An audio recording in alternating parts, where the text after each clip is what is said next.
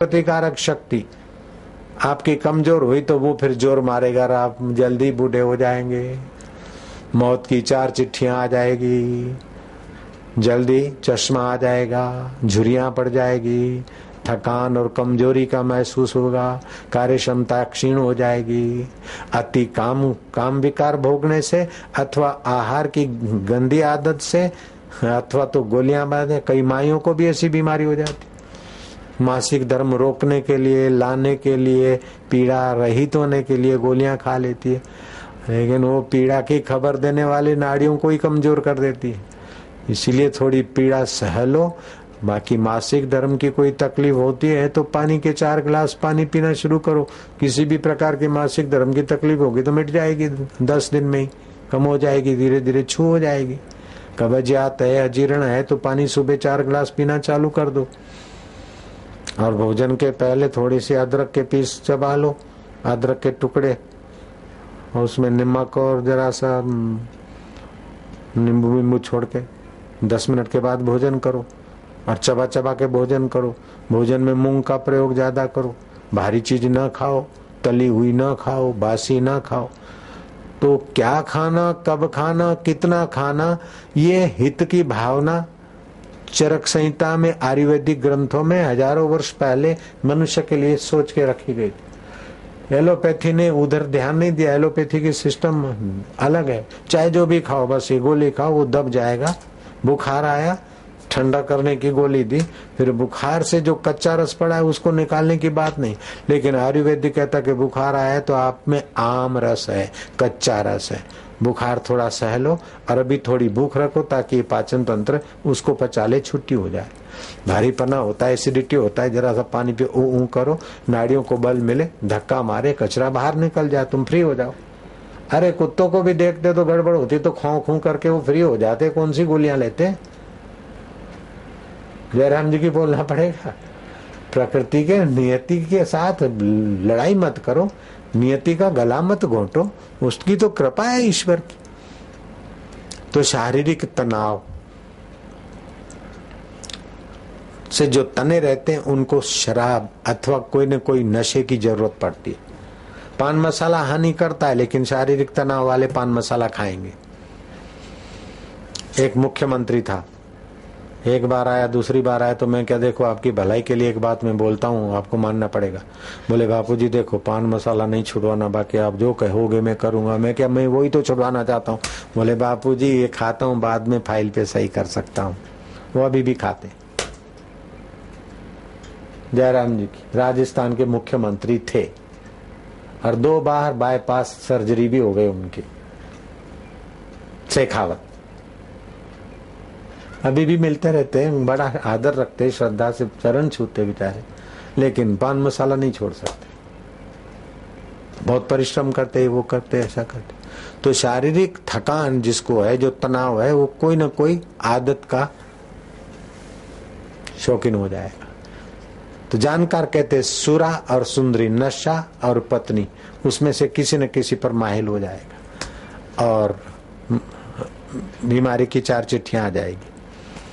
अकारण ऑपरेशन, अकारण बुढ़ापा, अकारण कोई न कोई कमजोरी, अकारण कुछ न कुछ। मानसिक तनाव से जो तने हैं और उसको दबाए रखते हैं, हिस्टीरिया होने की संभावना है। माइयों को ज्यादा होती है कि माइयों को, बहुओं को जो घूंट पीने पड़ते हैं, बच्ची को घूंट पीने पड़ते। बच्ची की भावना है लेकिन प्राण बल कम है तो घूंट पी कर जीती है, तो उस बच्चियों को आगे चल के हिस्टीरिया होने की संभावना होती। बच्चे हैं लड़के, जरा हिम्मत से आमने सामने हो जाते हैं, भाग जाते हैं। स्त्री बेचारी कहाँ भागे, लड़की तो पुरुषों की अपेक्षा हिस्टीरिया ज्यादा बच्चियों को, माइयों को होती है। तो ये मानसिक तनाव का फल है। तो अपन लोग जो ध्यान जो कराते हैं, तो मानसिक तनाव है, दबाव है, तो ध्यान में या तो भगवान के विरह में रुदन आएगा, या तो जो दबा हुआ रुदन पड़ा है वो ध्यान में निकल जाएगा। हिस्टीरिया की बीमारी की ऐसी तैसी, और मन हल्का फूल हो जाएगा और भगवान के रस से रंगीला हो जाएगा। पुरुष भी कई घूंट पीकर जीते हैं और ध्यान में फिर उन्हें रुदन आता है, तो या तो विरह का रुदन आता है, भगवत भाव का, अथवा तो अपनी दुखद वृत्तियां जो दबी हुई है उसको, दुखद वृत्तियों को दुख जैसे वमन जय खाया हुआ पचता नहीं है, तो दुख पचा नहीं पाए तो वो जो पड़ा है गहरे मन में उसका वमन कर दिया तो क्या घाटा है। आज का आदमी इतना बेईमान हो गया कि ईमानदारी से बेचारा रो नहीं सकता, ईमानदारी से हंस नहीं सकता, ईमानदारी से नाच नहीं सकता। इसलिए ऋषियों ने होली का उत्सव बनाया और धुलेटी का बनाया कि दिखावे पर धूल डालो और जैसा थोड़ा आए तो वर्ष में एक दिन वो सारा निकालो, नाचो कूदो फांदो, ये करो वो करो, जरा फ्री हो जाओ। जो तुम पर टैक्स डालते हैं 364 दिन, वो इनकम टैक्स का ऑफिसर है, उसको भी पिचकारी डाल के ले, तेरे से भी टैक्स लेते, आजा बेटे आज तेरा भी खबर ले लेते। जो आज दिन तक जिनसे सुकड़ते थे साहबों से, सूबेदारों से, सुपर सालार से, लेकिन आज तो होली है सर, छाट दिया साहब, होली होली जो हो गई सो हो गया, हो जाए खुश मना।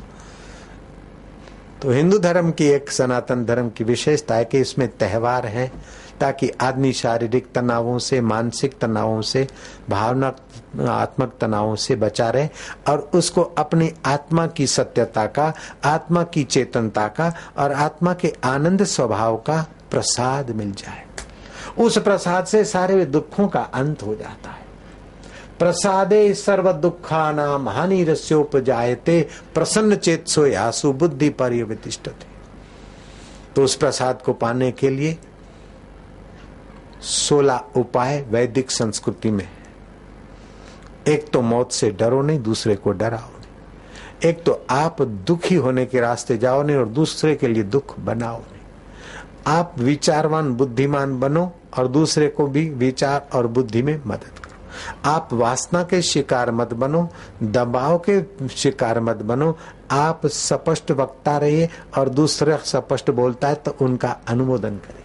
अरे तू छोटा मुंह, बड़ी बात, मेरे को क्या बोलता है, मेरे को क्या सीख देता है। नहीं, बालक के वचन भी युक्त है तो उसका आदर करो, उसको उसका उत्साह बढ़ाओ। और बड़ा कोई है और उसकी विचार में जरा ऐसा गड़बड़ है तो कह दो कि आपके वचन तो भाई हमारे को तो ऐसा लगता है, हमारी बुद्धि में तो समझ में नहीं आता।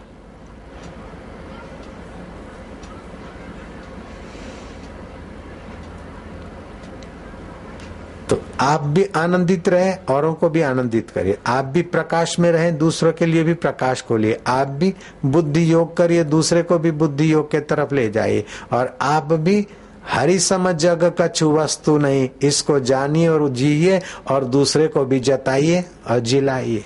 हरि सम जग कछु वस्तु नहीं, प्रेम पंथ सम पंथ। प्रेम का बाप है विश्वास और विश्वास का बाप है सच्चाई। और प्रेम अवगुण देखकर कभी घटता नहीं। जय राम जी की। प्रेम अवगुण देखकर घटता नहीं।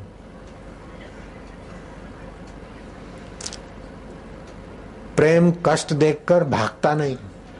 भगवान के प्रति प्रेम है और चारों तरफ से ईर्ष्याखोरों ने आप पर कई जुल्म कर दिए, लेकिन आपका भगवत प्रेम अगर प्रेम है तो नहीं घटेगा। आपकी दुकानदारी है तो मैं तो भगवान कृष्ण की भक्ति की मंदिर बनाया, लेकिन भगवान ने मेरे से ऐसा कर दिया। ऐसे भगवान को कौन पूजे? वो राजसी आदमी है, उसका प्रेम नहीं, उसकी दुकानदारी है। भक्त तो चाहे कितने भी कष्ट आए फिर भी भगवान की भक्ति में उसकी प्रीति बढ़ती जाएगी। तेरे फूलों से भी प्यार, तेरे कांटों से भी प्यार, चाहे सुख दे चाहे दुख दे, हमें दोनों है स्वीकार, क्योंकि देने वाला केशव माधव तू ही तो है।